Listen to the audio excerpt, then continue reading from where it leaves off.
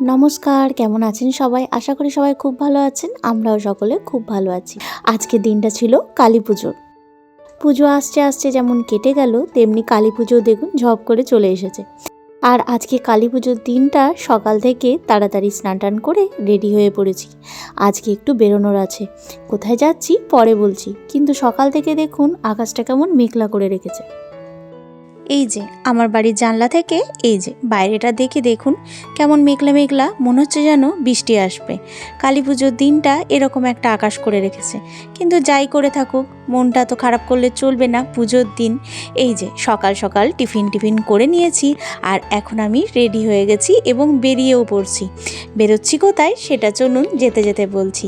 আর এই যে একটা নতুন ড্রেস ভেঙে পড়েছি, এটা পুজোর সময় কিনেছিলাম, কিন্তু এই কালী পুজোতেই ভাঙলাম। তো এখন আমি বেরিয়ে পড়েছি ডাক্তার দেখানোর উদ্দেশ্যে। তো আজও আমার ডাক্তারের অ্যাপয়েন্টমেন্ট আছে, আর তাই আমি যাচ্ছি আসানসোল। তো ওই তো আগের মতোই বাস ধরে চলে যাচ্ছি আসানসোল। ওখান থেকে এসে আবার আজকে তাড়াতাড়ি বাড়ি ফেরত আসতে হবে, আর এসে বেশ কতগুলো কাজ আছে। তো বাসে আমি চেপে পড়েছি, আর এই যে সিটও পেয়ে গেছি। আর বাসটাতে আজকে বেশ ভালো ভিড় ছিল, লোকজন ছিল। আর আজকে রাস্তাঘাটে দেখছি বেশ ভালো, অনেকে ভাইফোঁটার জন্য বাড়ি যাচ্ছে, সেজন্য এই বাসটাতে অনেক লোকজন ছিল। অনেকের সঙ্গে কথাবার্তা শুনে জানতেও পারলাম যে তারা সবাই ভাইফোঁটার উদ্দেশ্যে বাড়ি যাচ্ছে। আর এই যে দেখুন আমি এখন ডাক্তার দেখাতে চলে এসেছি, আর এখনও আমার নাম ডাকা হয়নি, তাই এখানে এখন ওয়েট করছি। কিছুক্ষণ পর আবার আমার নাম ডাকা হওয়ার পর ডাক্তার দেখিয়ে চলে আসব। কিন্তু চলুন আপনাদের একটা সুন্দর জিনিস দেখাই। এখানে কি সুন্দর করে দিওয়ালি উপলক্ষে রঙ্গোলি করা হয়েছে, আর করেছে এখানকারই একজন স্টাফ, তার সঙ্গেও পরিচয় হলো। কিন্তু ওদের তো ভিডিওতে নেওয়া যাবে না, তাই আমি নিজেই পরিচয় করে নিলাম। আসলে আমার আবার এইসব দিকগুলোতে খুব ঝোঁক, আমার দেখতেও এগুলো খুব ভালো লাগে, আর আমি এসব করতেও ভালোবাসি। আসলে আমি যখন ওখানে পৌঁছেছিলাম তখন ওরা এগুলো ড্রয়িং করছিল, আস্তে আস্তে টুকটুক করেও ফেললো আমার আস্তে আস্তে। যাই হোক, বেশ সুন্দর লাগলো দেখতে আমার, তাই তুলে নিলাম। আর কি সুন্দর গণেশের মূর্তিটা না, এখানে ঠাকুরকে একটু প্রণাম করে নিলাম। এবার আমার ডাক্তার দেখানো হয়ে গেছে, আর এবার আমি চলে এসেছি বাসে। বাড়ির উদ্দেশ্যে রওনা হচ্ছি। বাড়ি গিয়ে বেশ কতগুলো আজকে কাজ সারতে হবে। সন্ধেবেলায় তো কালী পুজো, প্রদীপ সাজাতে হবে, ঘর সাজাতে হবে, কত কিছু কাজ আছে, তাই আমার বাড়িতেও তাড়াতাড়ি পৌঁছতে হবে। তাই আমি তাড়াতাড়ি ডাক্তার দেখিয়ে চলে এলাম। অবশ্য ডাক্তারের ওখানে তো তাড়াতাড়ি করতে পারিনি, তাড়াতাড়ি বাস ধরে নিজে পৌঁছে যাওয়ার চেষ্টা করছি, কিন্তু কিছু করার নেই, এগুলো তো আমার হাতে নেই। তাই কিছুই করার নেই, সময় মতো পৌঁছে গিয়ে তারপর আবার বাড়িতে অনেক কাজকর্ম সারতে হবে। আজকে বাসে আসার পথে একজন ভালো সঙ্গী পেয়েছিলাম পাশে, বেশ সুন্দর গল্প করতে করতে অনেকটা রাস্তা তার সাথে এলাম।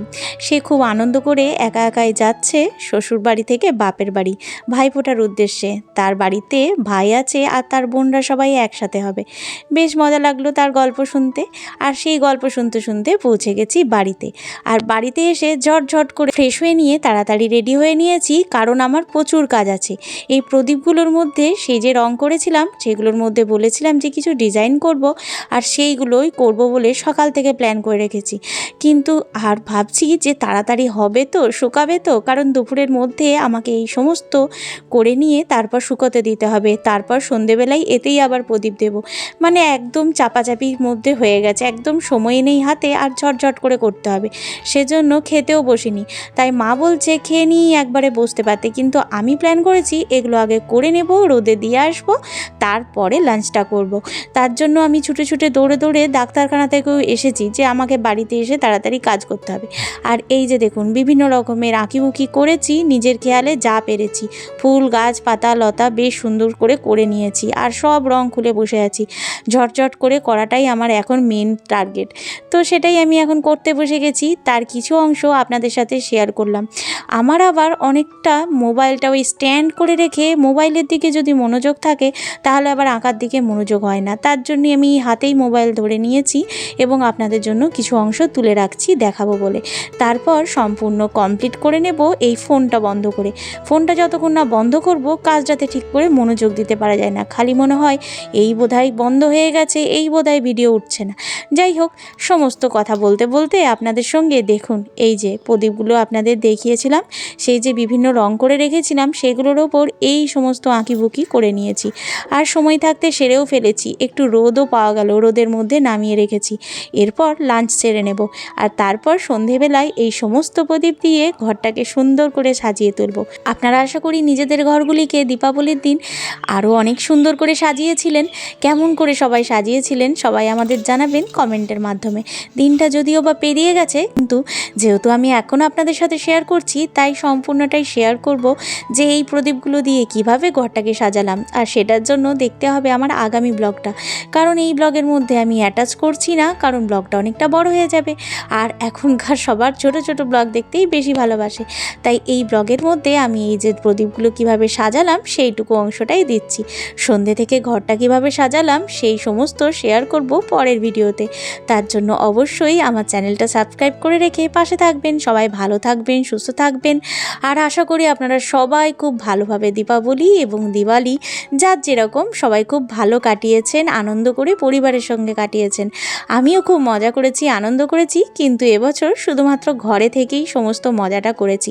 তাই সমস্তভাবে চেষ্টা করেছি যে ঘরের মধ্যে থেকে কোনোভাবে যেন একটুও খামতি না থাকে আনন্দের মধ্যে। আর এই যে তার শুরু করে নিয়েছি, আর আমার শাশুড়ি মা দেখে খুব আনন্দ পেয়েছে যে পুরনো প্রদীপগুলোকে এত সুন্দর করে সাজিয়ে তুলেছে বৌমা, খুব ভালো হয়েছে। এগুলো তুমি তেল দিয়ে সাজাবে, আবার পুড়িয়ে দেবে, কেমন লাগবে, এগুলো তুমি ঘর সাজিয়ে রেখে দাও। কিন্তু তা বললে কি হয়, তার জন্য মা আবার সন্ধেবেলায় বলছে এগুলো তো আমার একদমই মনে হচ্ছে না যে তুমি সাজাও, ঘরে সাজিয়ে রেখে দাও, এতে আর পুড়িও না, তেল দিয়ে পুড়িও না। তাই মাকে বলেছি যে ঘর সাজানোর জন্য আরও অনেক কিছু করে দেবো মা, এইগুলো প্রদীপের জন্য করেছি তাই সাজিয়ে দিই। যাই হোক, এইভাবে কাটলো দুপুরটা, আর সন্ধেটা কেমন কাটলো পরে দেখা হচ্ছে শীঘ্রই নতুন ব্লগের সাথে। ততক্ষণের জন্য টাটা, সবাই ভালো থাকবেন, সুস্থ থাকবেন।